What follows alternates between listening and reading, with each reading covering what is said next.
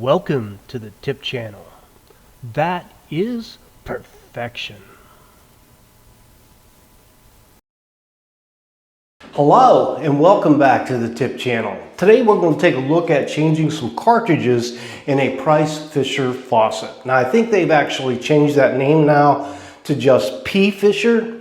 Anyways, this will be very similar to a lot of different faucets that are out there, but this particular brand is a Pfister. We're also going to change out the shower heads, which I'm going to do in a different video. I want to change my cartridges first, and here's the reason being, is when I start messing with this, I'm going to be knocking some calcium deposits, some rust loose, and that's going to get trapped in the shower head. So after I do this, what I'll do is to flush the system out. I'll remove the shower head, run some water through just the neck of the shower head, and get rid of anything we may have knocked loose. Now, the very first thing we need to do is to figure out how to take the handle off. Now, there might be a little cap where you have to pop off in order to get to the screw.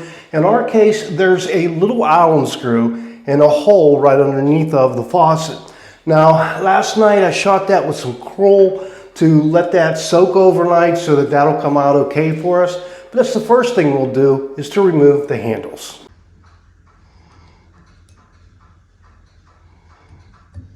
With the faucet handle removed, you can see what we have now. Now, a lot of manufacturers make this plate so it just slides right on top of this. You can grab a hold of this plate and pull it out. In our case, the Pfister is actually holding that plate tight against the wall.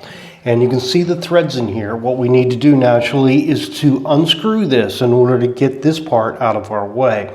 Now, this is rightly tightly, leftly loosely, so we want to go counterclockwise to remove this piece from the back, and then we'll be able to see the cartridge. Now, I soaked this down with Kroll about a half an hour ago, and now I'm ready to take and get this off. What I've done is I've taken my channel locks and I've wrapped them with electrical tape, and that'll keep from scoring up this chrome finish. So we'll go ahead and go here. Now I'm going to go back kind of close, and I do have the tape on the sides of the pliers as well. And we're going to go ahead and unscrew this piece. That Kroll worked its magic. It's going to come off pretty easy, it looks like. So we'll go ahead and remove that piece.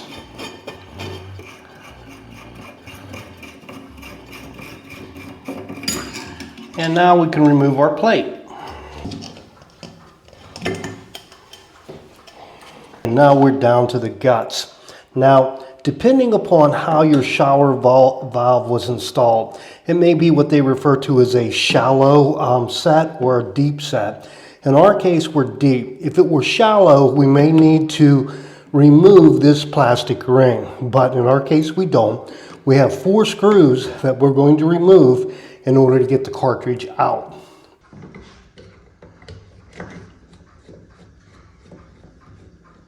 With the 4 screws removed, we'll now grab a hold of our cartridge, wiggle it, and pull it right out. And now we can see what our cartridge actually starts to look like.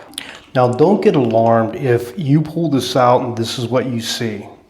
And you got your replacement cartridge and you think, oh crap, I got the wrong cartridge.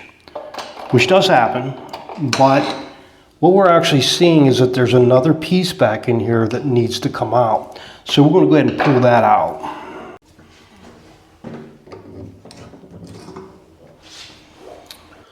Okay, in my shower I have 2 shower heads. Now this left head isn't used quite as much, so it does have more corrosion in it. So while I have this one apart, I wanted to go ahead and show you what I was talking about. Now back here is where the new cartridge is going to seat. See that little bit of corrosion right there? That will cause a leak, so you want to get rid of that. Now, again, out here, there's a good bit of corrosion right around that rubber seal. So that's the 2 locations that we want to address before putting the new cartridge in. Now, if you're going to use sandpaper, okay, you want to use something like 200 grit. You want a real fine sandpaper. Also, you can use steel wool, and if you don't have a piece of steel wool, an SOS pad is steel wool, so you can use an SOS pad. But you want to be gentle. You don't want to get too aggressive in here.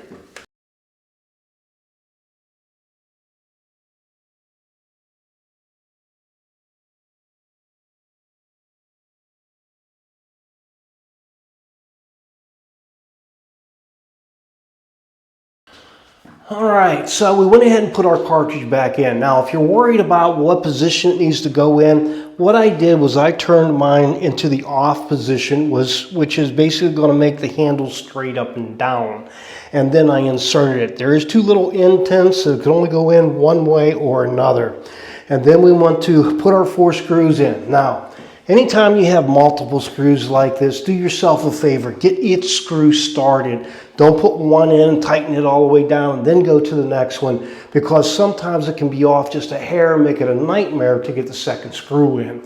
So get all 4 screws started and then start to tighten them up and do them in a crisscross manner, meaning snug this one, snug this one, snug this one, snug this one.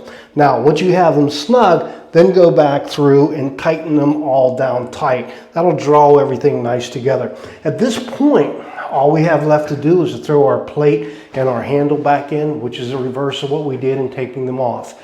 Then I'm going to pull my shower head and flush my system. Those of you who would like to see that, check out my video, how to replace a shower head. We'll go ahead and flush the system and we're good to go. I hope that you found this video informative, and if you did, please like and subscribe, and have a great day.